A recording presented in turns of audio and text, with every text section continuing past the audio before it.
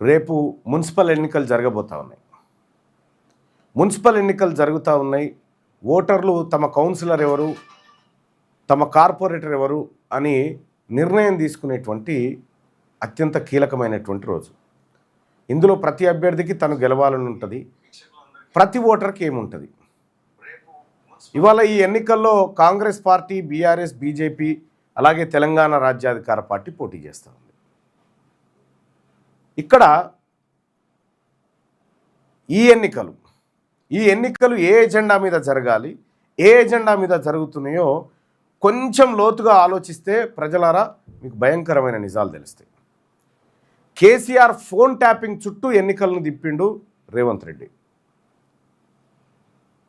మీరు బాగా అర్థం చేసుకోవాల్సినటువంటి విషయం ఏంటంటే, ఎజెండా ఏముండాలి ఎన్నికలలో, ప్రజలకు ఏం జరిగింది, ప్రజలకు ఏం కావాలి, ప్రజలకు కావాల్సినటువంటి అంశాలు ఏంది, ప్రజలు ఏ అంశాన్ని కోరుకుంటా ఉన్నారు, ప్రజలకు పట్టణ ప్రాంత ప్రజలకు గతంలో ఏం ఇబ్బందులు జరిగినాయి, ఏం అందాల్సిందే, ఏం అందలేదు, వాళ్ళ కష్టమేంది, వాళ్ళ సుఖమేంది, వాళ్ళ కన్నీటి గోస ఏంది, వాళ్ళ కడుపులకు ముద్ద వస్తుందా లేదా అనే అంశాల మీద ఎన్నికలు జరగాలి.